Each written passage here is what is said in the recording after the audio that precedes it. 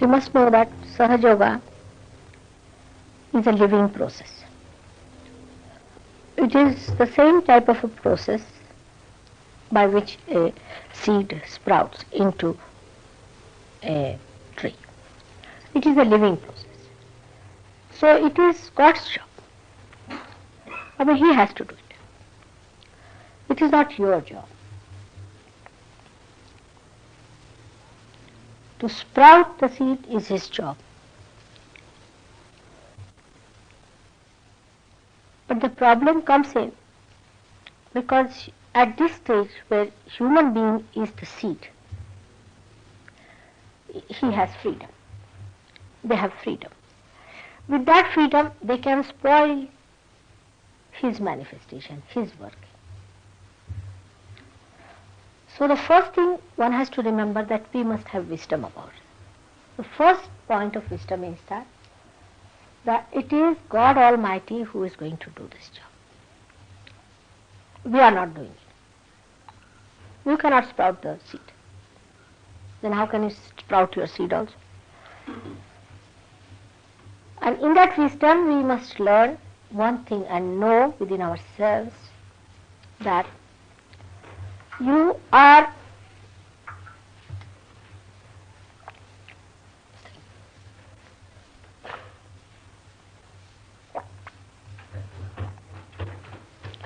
part and parcel of the whole process. Though you have your own freedom, freedom also is a part and parcel of the same process. You are not separated from God. You do not have any separate entity. You are part and parcel of that whole process. Alright? So, to think that you have to decide something about it is also wrong. You are in the same machinery, brought to this stage when you are given freedom for your further evolution. So at this stage, when you have your freedom, you must know that freedom was to be given to you to understand the value of freedom. And in that freedom, you must understand what is glorious for you. Once you understand that, then you tell yourself that now, see, I have to become something more. That's why God has done this. Only thing I have to do is to completely coordinate, cooperate and surrender to His will. So that I become. This is the first preparation we have to make. In that surrendering, you will do the greatest thing, because by that you do not interfere with His work. Unless and until you surrender, you cannot have the wisdom. So first of all, you understand this through your little wisdom that you have, and then you will have the full wisdom. First of all, understand this with the little wisdom that you have, that without surrendering, you will be obstructing the ways of God. He knows what is good for you. He wants to give you the highest, which you cannot achieve yourself. He is going to give you the highest. If you want to achieve it, you cannot achieve it. It is His doing. It is His dan, as you call it, His gift to you. In that case, you must know that best way to achieve it is to allow His working to work out. Now when you think of surrendering, first of all, the brain wave starts working. What do I surrender? You think by surrendering, say, your material wealth. That's not what He wants. It's all wealth He has given to you. What is He going to do? It's equal to the even dust particle of His feet. So, that one is not going to help. Sometimes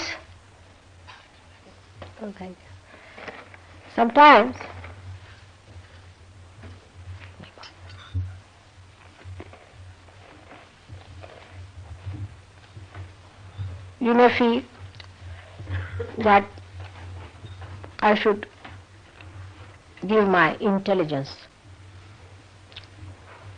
or that is what is asked. Nobody wants to have your idiots and stupid people. So you don't give up your enthusiasm. Then some people think that I give up my heart.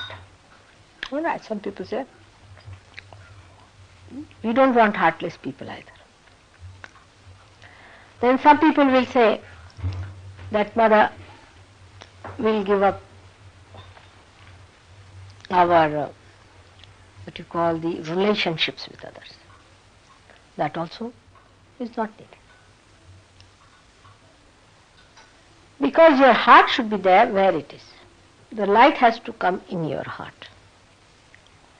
What can you give your heart to when the one who has given you the heart was just of giving him back the heart? Is it? The one who has given you intelligence was just of giving you. Something that you have achieved yourself has to be given. What have you achieved? Is your ego and your super ego. What you have achieved is nothing but your ego. And this ego you have to give up, which is a difficult task. Ego, if it comes, say, out of money, material things, it is better you give up some material things. Not to God, but somebody else. It's better. If the material things are creating that thing in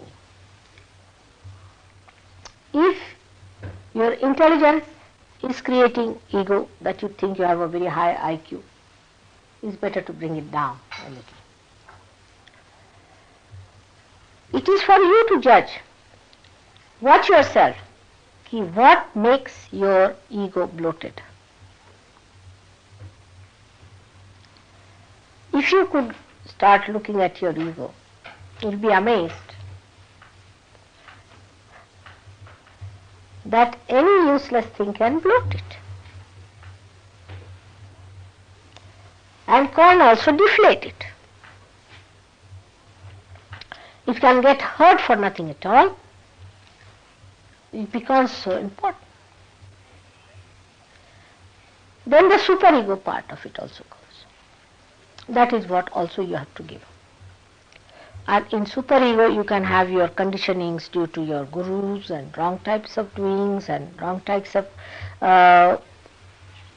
conditionings you have had from childhood. Like, for example, somebody is a Catholic, you see. For him Pope is everything. Or somebody is a Hindu. For him a particular temple is everything. All these are conditionings.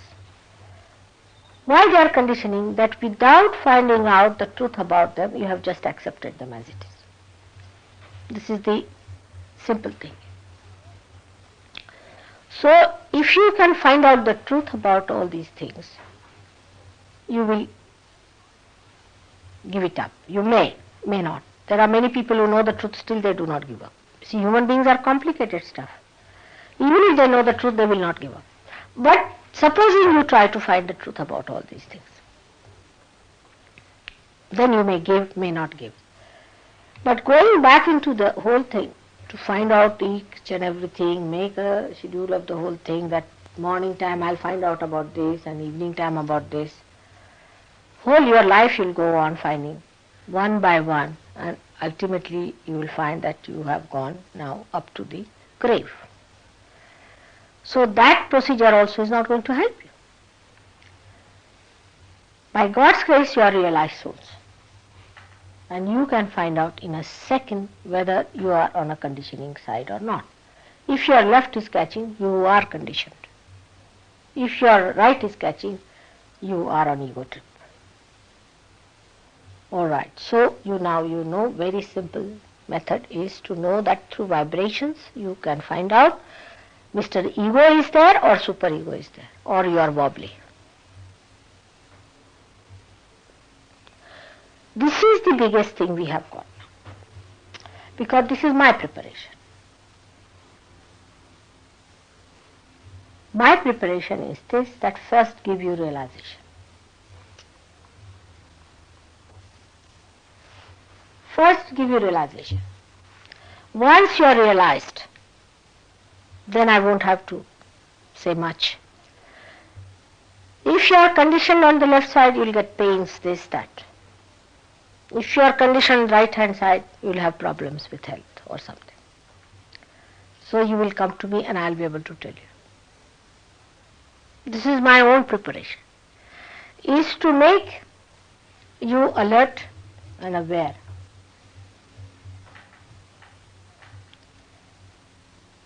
So that you have light to see things. Now your preparation should be to use this awareness all the time. Further, I will go to say that to use this knowledge within you all the time, that people forget. So the first, we must know that this preparation has been done for us. We have got the vibrations,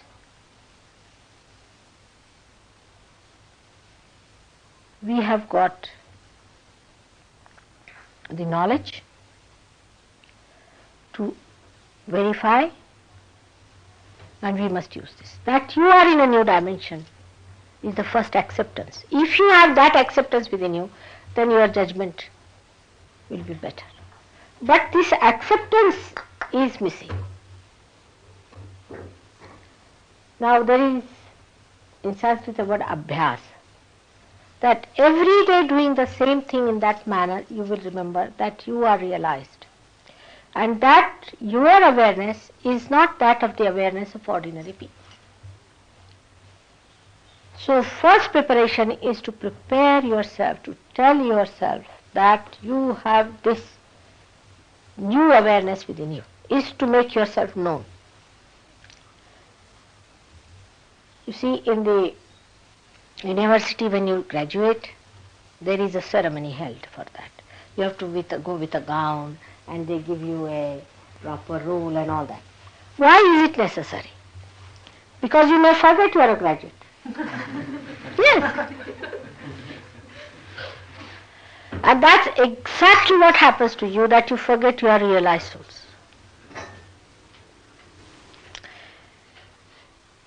I mean, we have had a ceremony in the sense that, everything we have done to prove that you are realized souls. But this is what is missing from our people, that they cannot understand that they are realized souls, that they are people who are on a level that nobody is.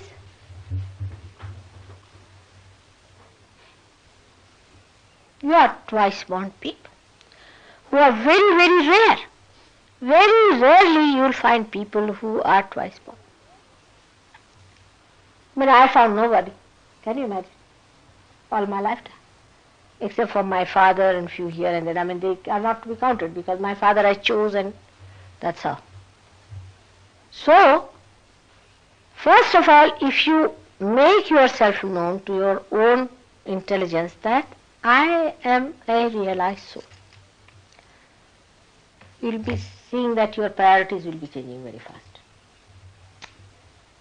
Supposing somebody gives you a huge big property or a huge big wealth, immediately become conscious of it. If you start walking like this, when you are a student you walk like this, suddenly you get the degree and you walk like this. What about realization? So happy to see you here, very happy. May God bless. What about your realization? Now you got your realization. Then what are you doing about it? This is the first preparation, is of identifying that you are a realized soul. We have to talk in a different way. We are realized souls now. We are people of a different knowledge. We are people of a different awareness. As I told you, now see this beautiful building is, we all are enamored by it and it looks very beautiful. is done so well, beautifully, and is very important for human beings, all right? But for the divine, even this green leaf is more important than the whole building put together and all such buildings put together. For the divine. Because that leaf is living, and a bird which is more aware than that leaf is much more important to the divine. So you, the human beings who are now aware to this extent how much important you must be to divine. How much God himself must be interested in you, just think of it. Once you recognize this point,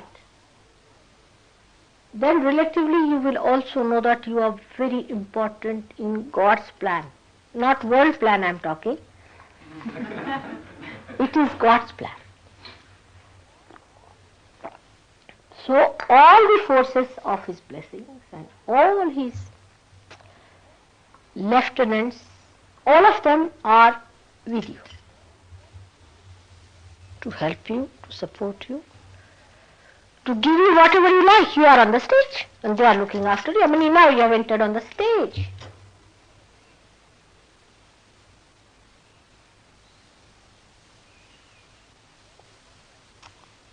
But I find Sahaja Yogis, once they get realization, I don't know what happens to that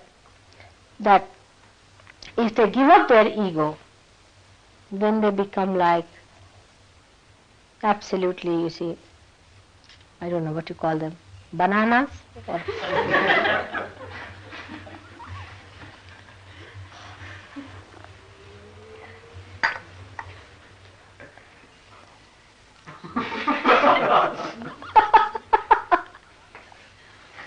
each one of you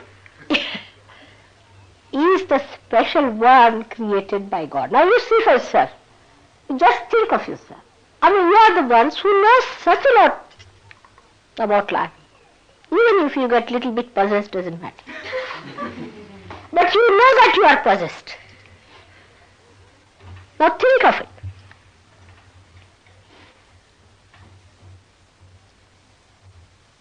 This is the second preparation one has to have, is understanding that it is God Almighty himself worried about you. He sent everybody to help you. Go ahead. So you don't have to worry about your money. Don't have to worry about all other things. The third thing comes automatically.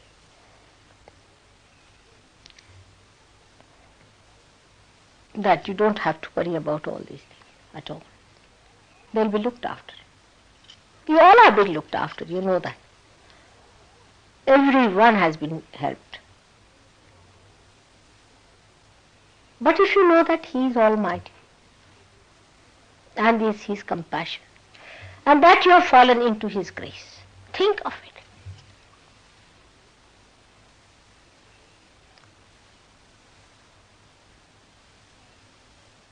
Establish yourself at that point. This is the preparation one has to have.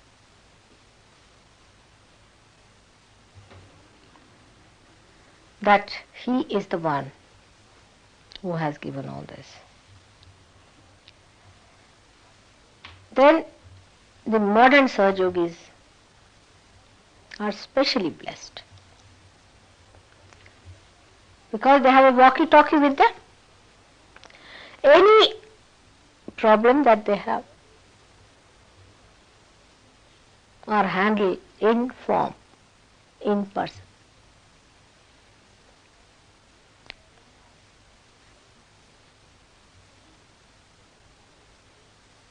There was never such a blessing before. But ego is the point.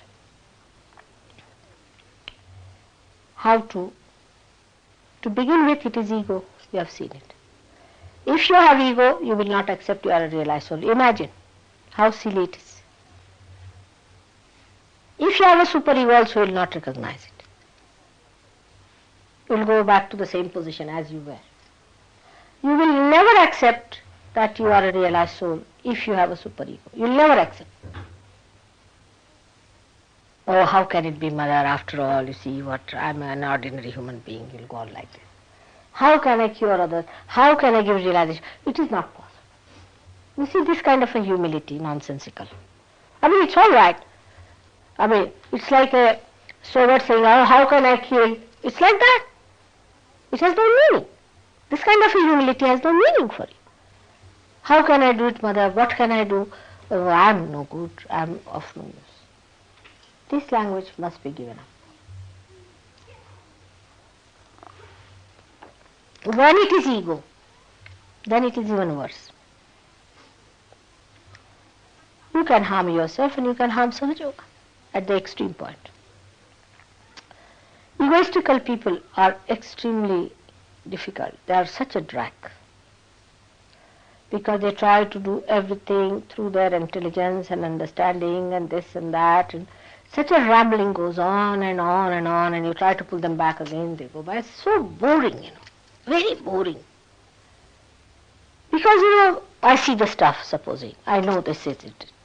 I want you to have it. And between taking this cup to the lip, every time you are pulling it out, every time you are pulling it out. Now, how am I to take it to your lip? It's very boring.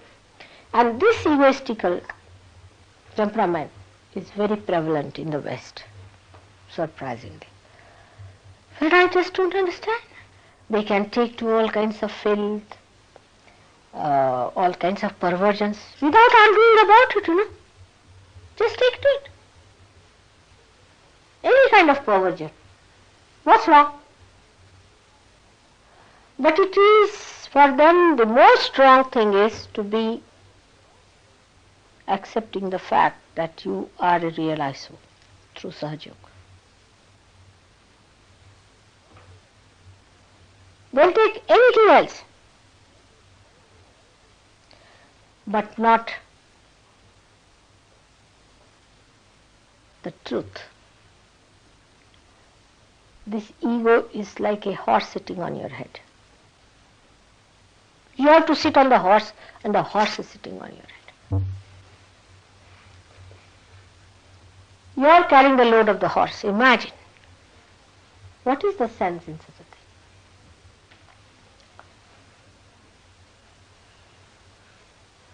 If you start analyzing yourself, again you go into another trip. You see, here you have been such trippers, you see, like Jack in the Box, you see. Because you have been taking trips after trips, there's sort of a spring. You see, you try to see your ego, you go on a trip of superego. You try to see your superego on a trip of, a person who has been bouncing all the time, sort of, to this trip or that trip or that trip or that trip, you see. It's just like a person traveling all the time doesn't know whether he has to get down or has to go further. It's like that. The habit of the mind is so egoistical that you just take the ride on the thing. But the thing is, it is not that you take the ride, but the ego takes you on a ride. And whenever there is any such a thing coming up, it grabs you. And the progress is extremely slow. Now the trouble with the divine is that it has its own protocol.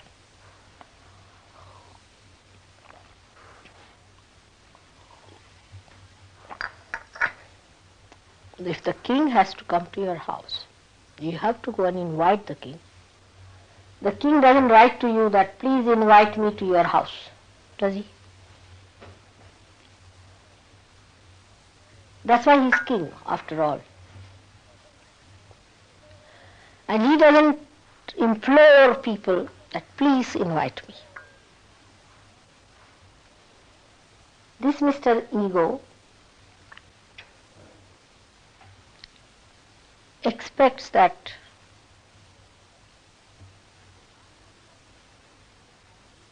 you should be invited by the divine. That divine must go out of the way to fetch you out. Ego, in simple words, is nothing but absolutely wrong ideas about one's own value.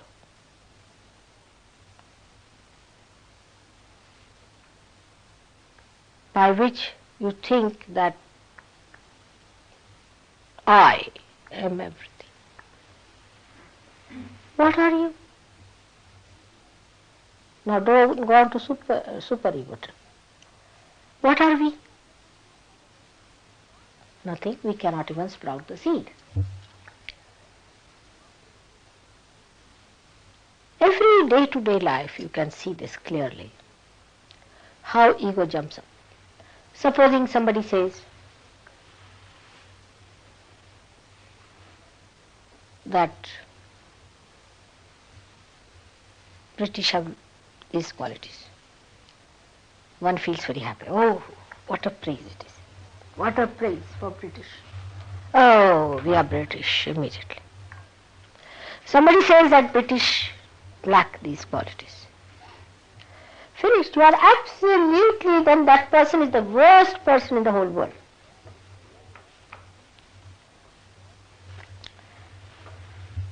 First of all, you must know that neither you are British nor Indian nor anything. You are just human beings.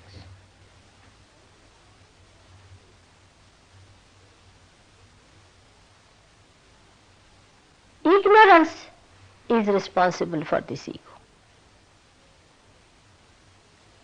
It is complete ignorance about yourself gives you this ego. So once we are going towards light, we must know what are our hurdles. Is the preparation? Is the ignorance that we have about ourselves? That's why we are going to see ourselves, and because of the ignorance, ego and superego both have come on to us, so at least we'll have nothing to do with them. I mean, supposing you have to go on the Himalayas, all right? There you are going for an expedition. You are supposed to carry the lightest things that you have. You don't carry 3 luggage of tiffin carriers, 4 luggage of this, and 5 things of that to have a nice little bed there and sleep over. All that you leave here. In the same way, when you are going on the expedition of knowing yourself, all that is loading up yourself must be put down. So again we come to ego and superego.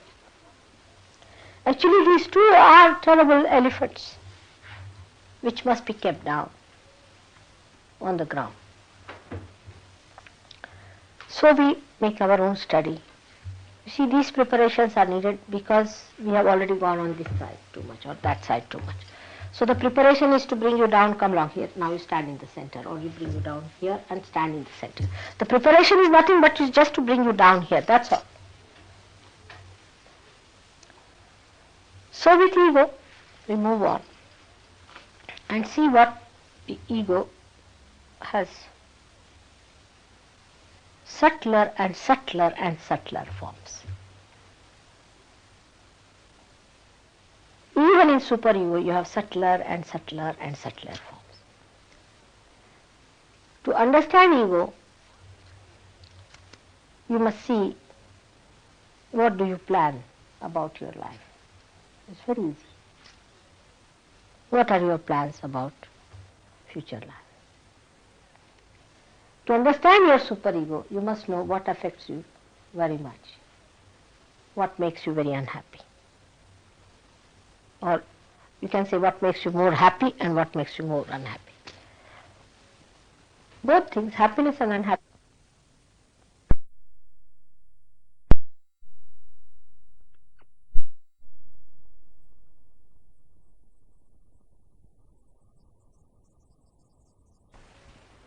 Both things, happiness and unhappiness, are the shadows of these two trees. One is ego and another is superego. Just watch yourself. What makes you very happy? Good clothes, good living, or when your name appears in who's who, or all such nonsensical things which makes you laugh, you see, all that. You just see that. What makes you unhappy? When I mean, some sort of a heartbreak and this and that, you see, all this kind of a nonsense. Both things are not yourself. They are just outside. So what is inside, if you have to find out, first the outside must be taken away. If you have to taste the fruit, you take out the outside, you peel it out. In the same way, this must be peeled out. Now this you should see within yourself and without also. You can see it very clearly without. It's very easy. How you deal with others is the point. What is your relationship with others? It is easier to know this outside than inside, perhaps. When you talk to others, what is the impact they have from you? Are you appreciated by others or not? Among Sahaja Yogis, do you respect another Sahaja Yogi as a Sahaja Yogi or not? Do you expect that whatever stage you are, the other Sahaja Yogi will also come up and he must be given the due respect? Also you must see that when any Sahaja Yogi who has achieved something or who is at a better level tries to pull you up, you like it or resist it or get upset about it. If somebody tells you this should be done, that should be done, do you take it as if he has abused you?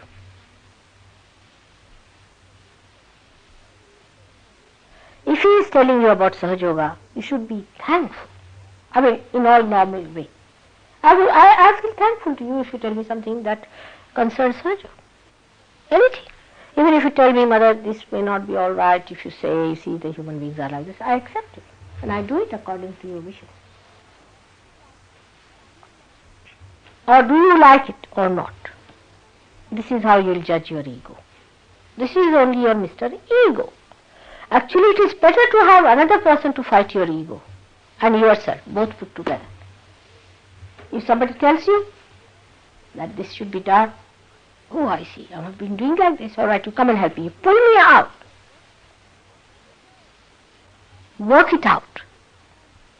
Try and help me. I'm horrible. That's the way. If you do it, you can get over this ego. But the other person should know you are very nice, all right, do what you please. And then you feel happy. This person is not so all right and you are not so all right. Because you have to pull out people. For example, if you understand that we are in a crisis, we are in an emergency, people are getting drowned, and some people are trying to pull them out. They themselves are halfway down, halfway up. They are trying to pull you out. And that time they say, hold my hand. Now, if you feel upset about it, then you are not wise.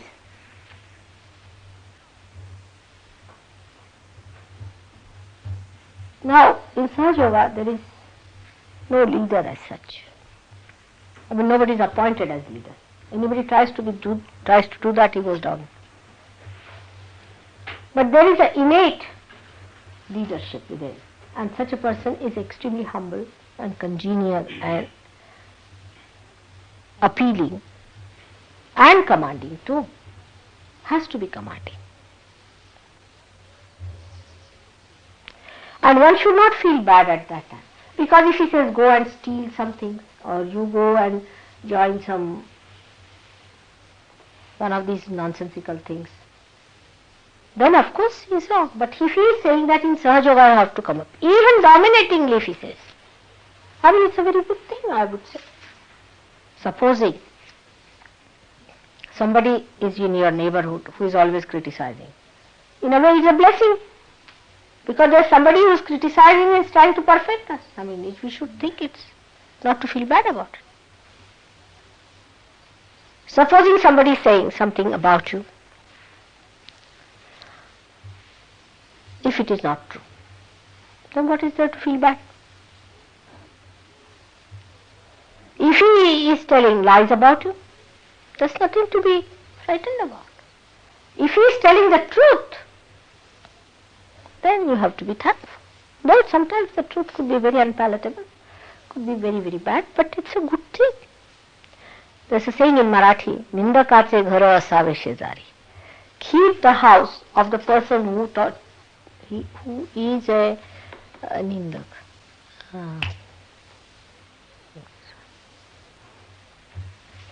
Backbiter, the one who backbites. Keep the house of such a man who is your backbiter next to you, next door. That you know your defects. You correct yourself. Is the wise attitude. Because you cannot correct yourself, so have a mirror by which you correct yourself. I mean, you should thank such a man that he is criticizing you. See, by pampering you, if he is going to completely destroy you, what's the use? This is what the gurus are doing. They are all pampering you and destroying you. And ultimately you find out, oh, you have been befooled.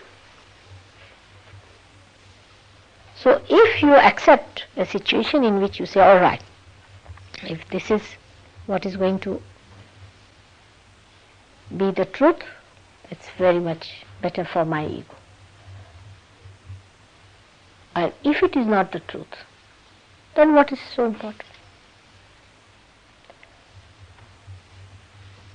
This attitude helps in Sahaja Yoga very much. A very wise attitude towards oneself is. And you will be surprised as you will grow with this attitude. You won't be easily hurt by what people say to you. You won't bother. You know how much people criticize me and say all kinds of things, argue with me, and I'm not bothered because I know they are foolish. What is there? They are stupid people. What is there?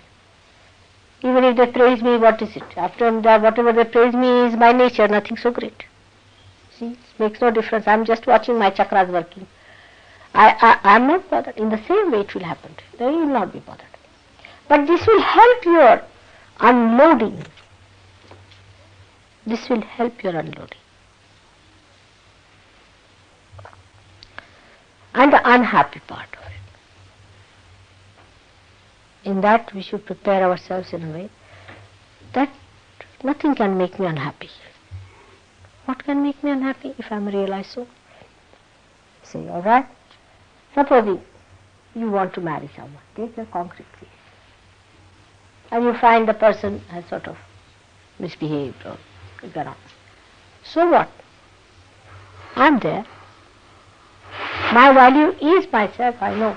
So your value, your self-esteem should be such that nothing should make you unhappy. It's all a drama going on. It's all a drama. But these things must be accepted by your great intelligence, because what I find here is the difficulty with the Western mind is this, that it has too much of IQ, you see, too much overdeveloped. So it is such a polished surface that nothing stays there, everything. The first simple thing is that your realized soul itself should settle down there somehow. Onto your intelligence that you are a realized soul now. All of you believe in the heart, not in the brain, that you are a realized soul is first thing you must tell your intelligence. And then you must tell your intelligence also that nothing can make me unhappy and nothing can befool me. If these 3 points settle down on your intelligence, you see, I will see the rest of it. You just fix these 3 points on your intelligence. Then you will be amazed, you will become a very loving person, extremely considerate of others. It will all work out automatically. Because you see, when your intelligence is like that, nothing goes in. You are all the time worried about others. Either you are afraid of others or you are aggressive on others. You cannot go straight forward, you know. This is what happens. If you could understand these 3 points clearly,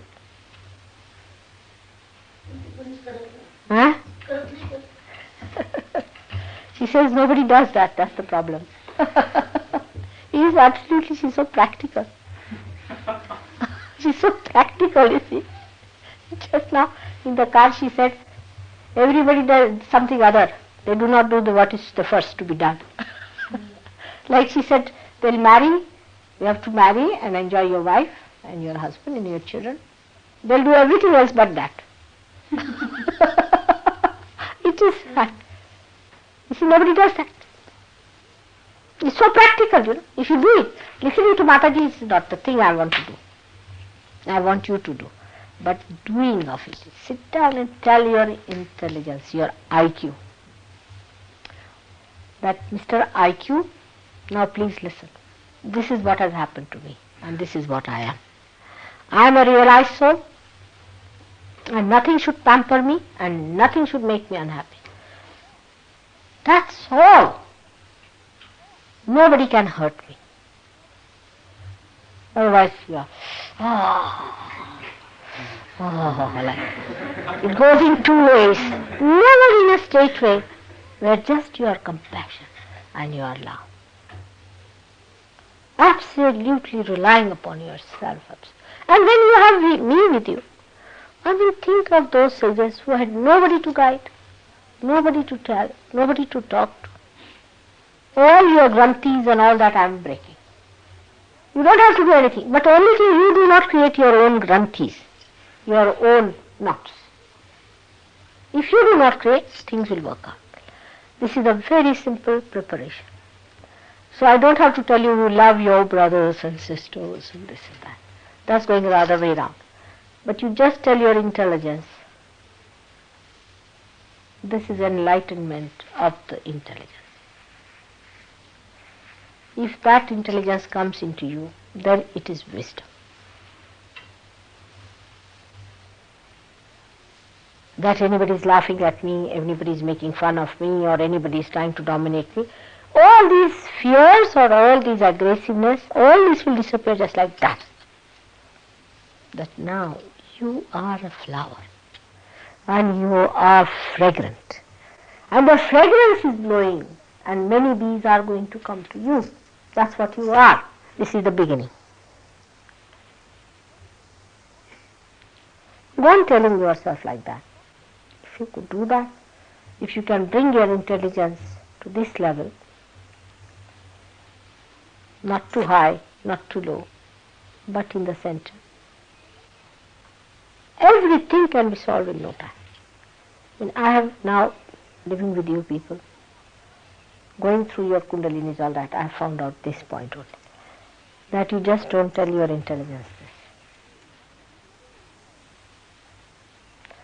So that you start giving up all kinds of fanaticism, all fears and this and superstitions and all nonsense, because nothing can harm you. No stars can harm you, not your science can harm you, what time you are born, nothing can harm you now, you are beyond it. So astrology is finished.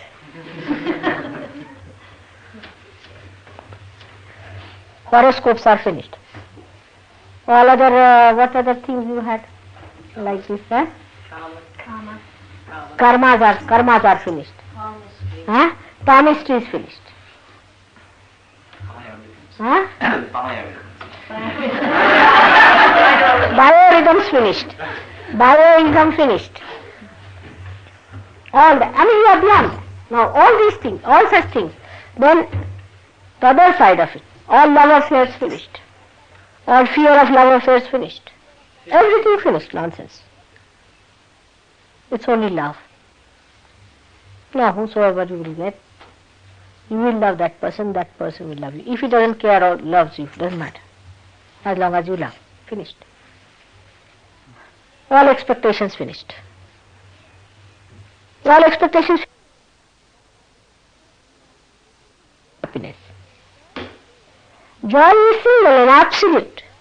When you are in joy, you are at a state where there is no movement. You are just there. So get rid of these both feelings of I am very happy now. I am now in joy. I am established in joy. And that's what I have to grow within me, not my old stuffs. That's dead, finished. When the trees drop out their leaves, people don't expect them to again rise and get attached to the trees. In the same way, whatever is gone and finished is finished now. Now let us grow what is new coming in us. And this is to be nurtured now. It's the joy. It's that dignified, majestic, that beauty within ourselves. Then you don't get upset, not bothered what others have to say about you. It will happen. It will happen if you put it down on your intelligence. And people will see that in you. Because you don't do anything funny. You don't do anything wrong. People like you. Even those who are not realized will see that dignity, that you are so dignified. Because you have your own understanding of yourself. It's a very simple thing, but as she has said it, nobody does it. Tell your intelligence. Even now, I find that some people do have that joy within them trickling in. But you have to prosper into that. You have to come into that, dropping out all that is nonsensical. Otherwise you go off like that. And it takes hardly any time or hardly anything. Whatever is done wrong is done wrong. Just to be finished off, because it's dead now. So why bother about it? Just to finish off.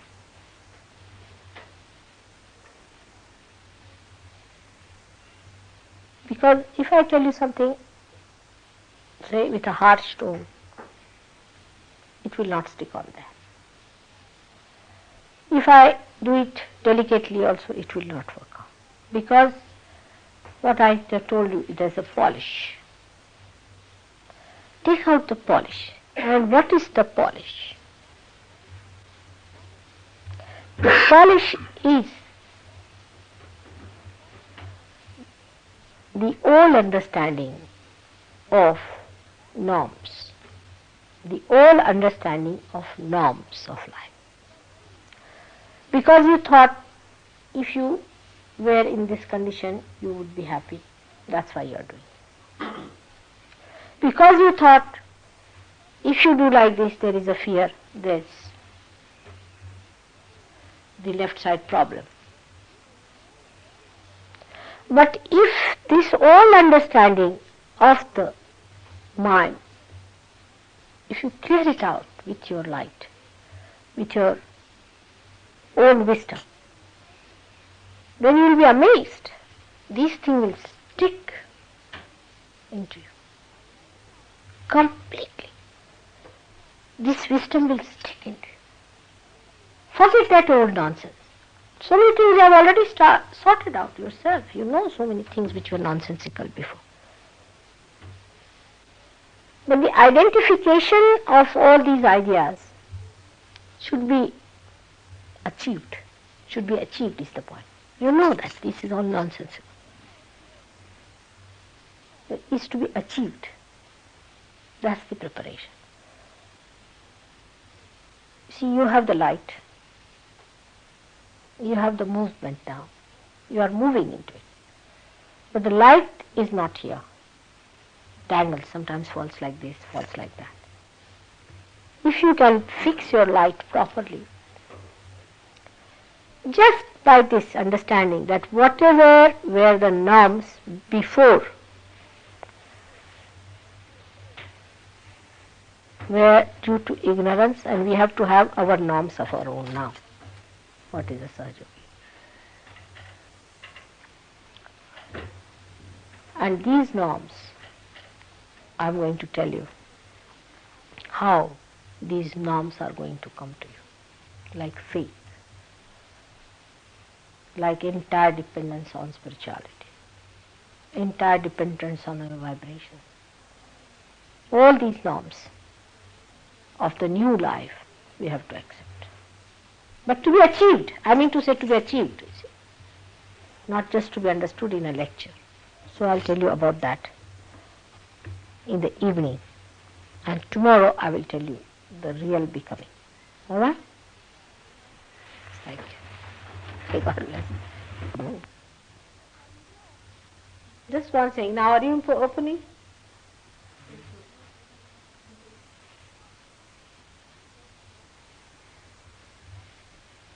You do not want to assume your positions. That's the problem. Better?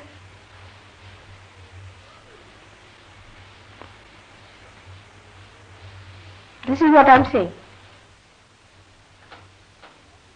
See, moving out. Just say that nothing can happen. No boot can catch me. I can catch the boots. That's the truth. That's yourself. Huh? That's yourself. Do you want to take a lunch in here? Huh? Do you want to take your lunch in here? Or else? Well, in the dining room. I don't know. It's all in the dining hall. Huh? Very nice one. No, no, you are nice or not. I will have with you people.